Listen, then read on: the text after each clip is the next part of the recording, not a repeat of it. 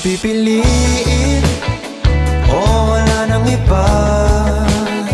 Ikaw ang panalangin na makasama hanggang sa pagtanda. At lagi kong uulitin, ipapalala sa'yo